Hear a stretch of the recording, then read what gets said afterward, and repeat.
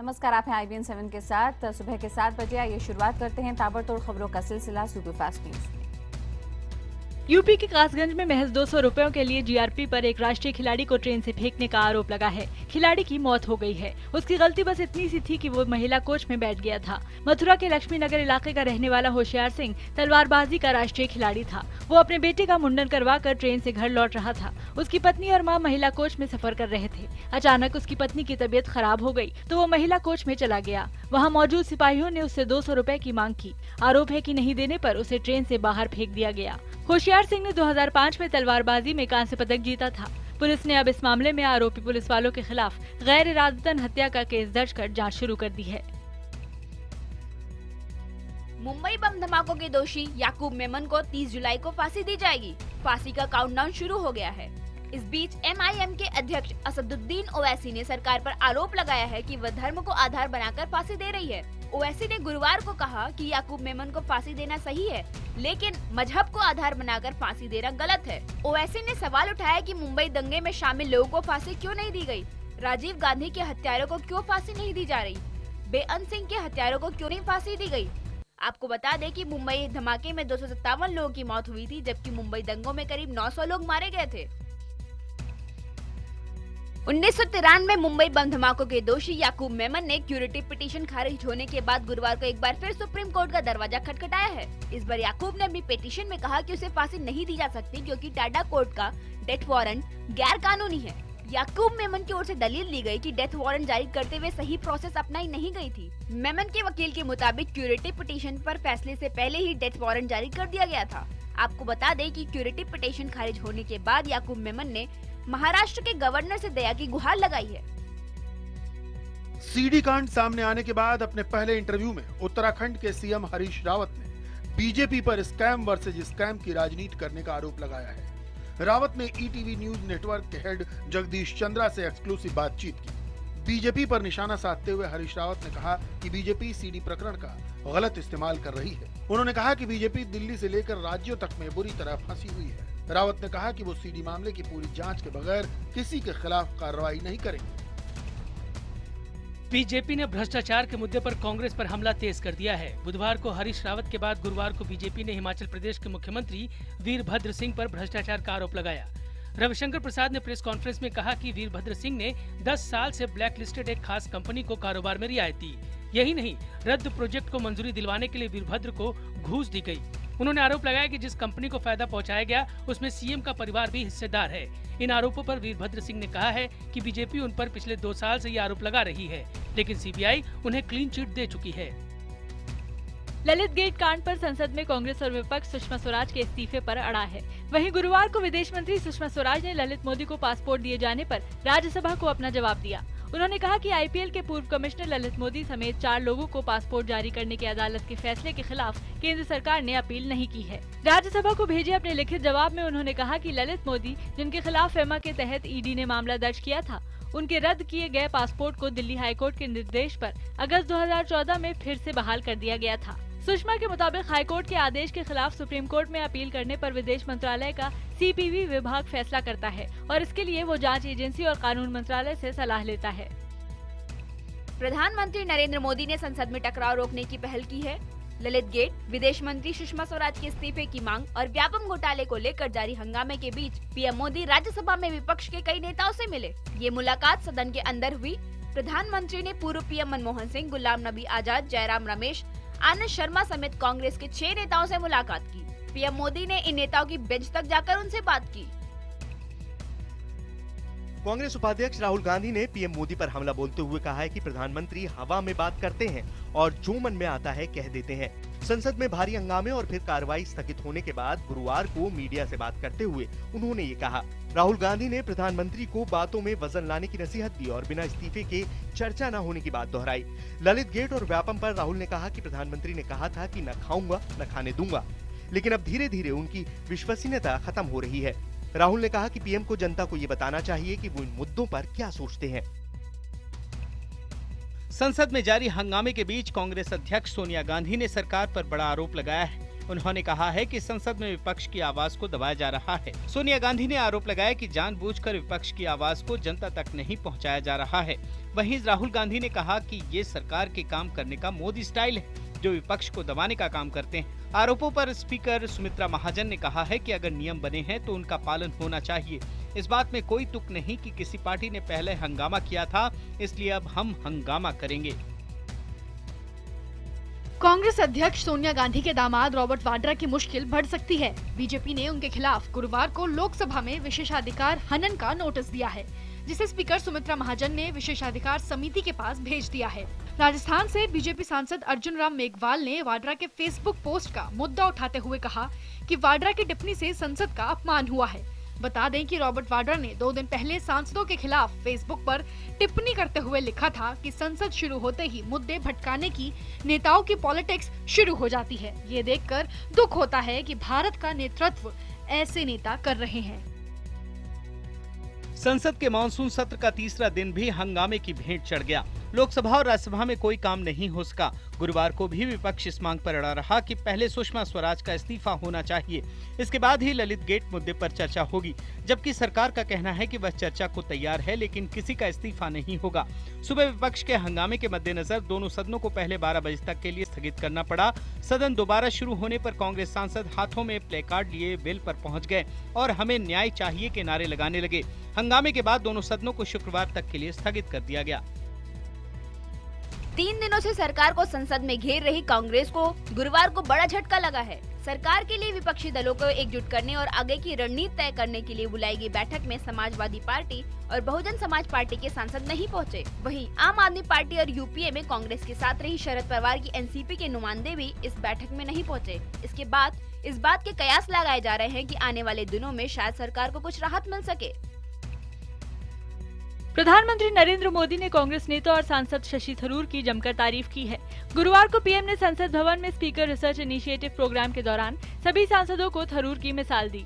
थरूर ने भी मुस्कुराकर उन्हें शुक्रिया कहा। दरअसल ब्रिटेन की मशहूर ऑक्सफोर्ड यूनियन सोसाइटी में हुए एक डिबेट में भाग लेते हुए थरूर ने भारत पर राज कर चुकी ब्रिटिश हुकूमत की धज्जियां उड़ा दी थी। उनका 15 मिनट का भाषण यूट्यूब पर वायरल हो गया है। इसे 10 लाख से भी ज्यादा बार देखा जा चुका है। दिल्ली महिला आयोग अध्यक्ष की नियुक्ति को लेकर जारी विवाद अब खत्म होता नजर आ रहा है। दिल्ली के सीएम अरविंद केजरीवाल ने एलजी को चिट्ठी लिखी है। केजरीवाल ने चिट्ठी लिखकर उपराज्यपाल को स्वाति मालीवाल की नियुक्ति की फाइल भेजने की बात कही है और एलजी से कहा है कि वो फाइल पर दस्तखत कर दे। दिल्ली के सीएम ने लिखा है कि हमारे लिए महिला आयोग का मुद्दा अहम की लड़ाई नहीं, बल्कि बेहद अहम और संवेदनशील मुद्दा है। उन्होंने आगे लिखा है कि एलजी साहब, पीएम जीते और हम सब हार गए। उन्होंने एलजी से दरख्वास्त की है कि फाइल पर साइन करके महिला आयोग को जल्द चालू करा दीजिए। अपनी चिट्ठी में केजरीवाल ने एलजी पर तानाशाही का आरोप लगाया है। केजरीवाल ने लिखा है कि एलजी साहब का कहना है कि वो खुद दिल्ली की सरकार है। उन्होंने पूछा है कि ये कैसे हो सकता है, एक शख्स खुद को सरकार कैसे कह सकता है। उन्होंने लिखा है कि फिर तो दिल्ली में तानाशाही हो जाएगी। इससे ज्यादा हास्यास्पद बात नहीं हो सकती। दिल्ली सरकार का मतलब होता है चुनी हुई सरकार, कोई व्यक्ति विशेष नहीं। जेडीयू के पूर्व सांसद साबिर अली गुरुवार को एक बार फिर बीजेपी में शामिल हो गए। पिछले साल जब साबिर ने बीजेपी ज्वाइन की थी, उस वक्त पार्टी नेता मुख्तार अब्बास नकवी ने उनका विरोध किया था। इसके बाद उन्हें पार्टी से बाहर कर दिया गया था। नकवी ने साबिर को आतंकी भटकल का दोस्त बताया था और कहा था कि अब दाऊद जैसे आतंकी भी इस पार्टी में शामिल होंगे। पटना में बिहार के पार्टी प्रभारी भूपेंद्र यादव ने बीजेपी ऑफिस में साबिर अली को सदस्यता दिलाई। जेडीयू ने नरेंद्र मोदी की तारीफ करने पर साबिर अली को पार्टी से निकाला था। राजधानी दिल्ली में प्रधानमंत्री मोदी पर जोरदार हमला बोलने के बाद कांग्रेस उपाध्यक्ष राहुल गांधी ने तमिलनाडु के त्रिची में रैली की। बारिश के बावजूद राहुल रैली में बोलते रहे। बारिश होती रही, राहुल भीगते रहे, लेकिन उन्होंने अपना भाषण रद्द नहीं किया। राहुल ने अंग्रेजी में भाषण दिया, जिसका मंच से ही तमिल में अनुवाद किया गया। दिवंगत कांग्रेस नेता कामराज की जयंती पर त्रिची पहुंचे राहुल ने कहा कि तमिलनाडु में दलितों को अब भी न्याय नहीं मिल रहा है। अमेरिकी स्पेस एजेंसी नासा ने एक बड़ा ऐलान किया है। नासा के केपलर ने कंफर्म किया है कि धरती की तरह दिखने वाला एक ग्रह उसे मिला है। केपलर स्पेस टेलीस्कोप को धरती जैसा ये ग्रह एक सितारे के आसपास मंडराता हुआ दिखा है। ये ग्रह हमारे आकाश गंगा में ही है।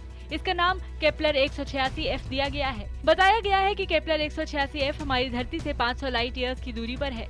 आपको बता दें कि जिस जोन में केपलर 186F पाया गया है, उसका नाम गोल्डीलॉक जोन है। ये एक सितारे के आसपास का वो क्षेत्र है जिसमें ग्रहों के अस्तित्व में आने लायक चीजें पाई गई हैं। जैसे कि वायुमंडल का दबाव। इसका मतलब है कि ये ऐसी जगह है जहां पानी भी हो सकता है।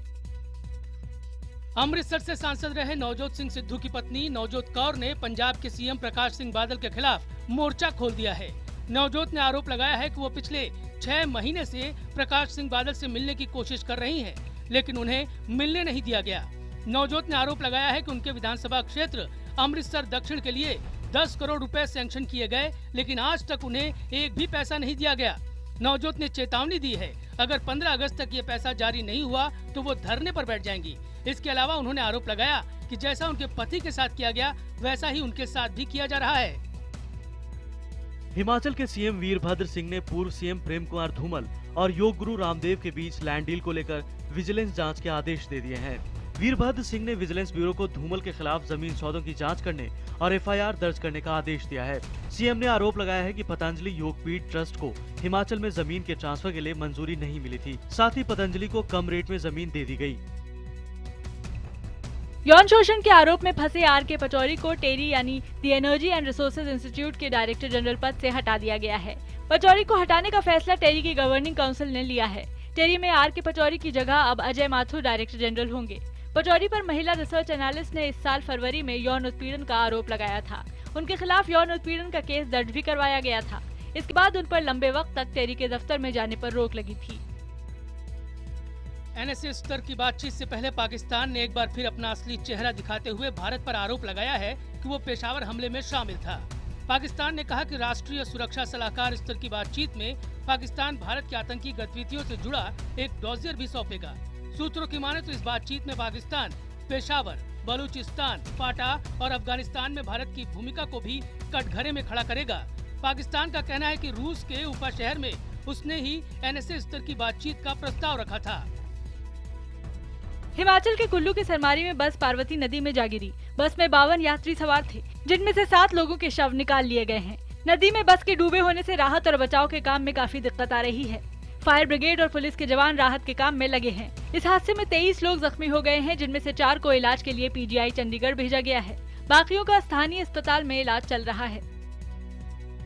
जम्मू कश्मीर के कुपवाड़ा से आतंकी घुसपैठ की कोशिश सुरक्षा बलों ने नाकाम कर दी है। सेना के सूत्रों के मुताबिक भारी हथियारों के साथ आतंकियों के एक ग्रुप ने कुपवाड़ा के केरन सेक्टर में घुसपैठ की कोशिश की। सुरक्षा बलों ने आतंकियों से सरेंडर करने के लिए कहा तो उन्होंने फायरिंग शुरू कर दी। मुठभेड़ में सेना ने 2 आतंकियों को मार गिराया, जबकि 21 राजपूत राइफल्स का एक जवान शहीद हो गया। आतंकियों और सुरक्षा बलों के बीच मुठभेड़ जारी है। पेशी के बाद रोहिणी कोर्ट से बाहर आए सीरियल रेप के आरोपी रविंदर पर गुस्साए 2 वकीलों ने हमला कर दिया। वहीं रोहिणी कोर्ट बार एसोसिएशन ने घोषणा की है कि आरोपी रविंदर की कोई भी वकील पैरवी नहीं करेगा। 10 साल के बच्चों की हत्या कर उनके साथ कुकर्म करने के आरोपी रविंद्र ने अब तक 27 ऐसी घटनाओं को अंजाम देने की बात कबूल ली है। कबूलनामे के आधार पर अब तक 17 मामलों की पुष्टि हो गई है, जबकि 10 और मामलों की जांच जारी है। पुलिस ने कोर्ट से रविंद्र की रिमांड 5 दिन और बढ़ाने की मांग की, लेकिन कोर्ट ने इनकार करते हुए उसे तिहाड़ जेल भेज दिया। यूपी के पूर्व मंत्री और मधुमिता मर्डर केस में जेल की सजा काट रहे अमरमणि त्रिपाठी की बहू सारा की मौत मामले में नया खुलासा हुआ है। साल 2014 की एक व्हाट्सएप चैट सामने आई है, जिससे पता चलता है कि सारा अपनी शादी से परेशान थी और उसने हेल्पलाइन नंबर 1090 पर शिकायत भी दर्ज कराई थी। ये चैट सारा और उसके दोस्तों के बीच की है, जिसमें एक जगह सारा ने लिखा है कि उसने मुझसे शादी की, लेकिन वो मेरी जिंदगी से खेल रहा है। बता दें कि सारा के मायके पक्ष ने अपनी बेटी की हत्या का आरोप उसके पति अमरमणि पर लगाया था। उनका कहना था कि हत्याकांड को एक्सीडेंट का रूप दिया गया। उत्तर प्रदेश के राज्यपाल राम नाईक ने सूबे की खराब कानून व्यवस्था को लेकर चिंता जताई है। राम नाईक के मुताबिक अमरमणि त्रिपाठी की बहू सारा की मौत की सीबीआई जांच के लिए यूपी सरकार तैयार हो गई है। श्रीलंका दौरे के लिए टीम इंडिया का ऐलान हो गया है। 3 टेस्ट मैचों की सीरीज के लिए 15 सदस्यीय टीम का ऐलान किया गया। टीम की कप्तानी विराट कोहली संभालेंगे। कर्ण और शमी चोट की वजह से टीम से बाहर हैं, जबकि अमित मिश्रा को 4 साल बाद मौका मिला है। टीम इंडिया के टेस्ट कप्तान विराट कोहली श्रीलंका दौरे पर जाने से पहले ऑस्ट्रेलिया ए टीम के खिलाफ एक 4 दिवसीय टेस्ट मैच खेलेंगे। कोहली ने खुद से बीसीसीआई से दरख्वास्त की थी कि उन्हें भारत ए और ऑस्ट्रेलिया ए के बीच दूसरे टेस्ट मैच में खेलने दिया जाए। इस साल के कान फिल्म फेस्टिवल में जलवा बिखेर चुकी फिल्म मसान इस हफ्ते रिलीज हो रही है। ये फिल्म मकान महोत्सव में 2 अवार्ड जीत चुकी है। इस फिल्म के निर्देशक नीरज ध्यावन हैं। 1990 की सुपरहिट फिल्म आशिकी ने 23 जुलाई को 25 साल पूरे किए। महेश भट्ट निर्देशित इस फिल्म आशिकी की 25वीं सालगिरह पर ऋतिक रोशन और सोनम कपूर पर फिल्म का गाना धीरे धीरे फिल्माया गया। आयुष्मान खुराना के भाई पराशक्ति खुराना भी अब उनकी राह पर चल पड़े हैं। वो आमिर खान के साथ फिल्म दंगल के जरिए बॉलीवुड में एंट्री कर रहे हैं।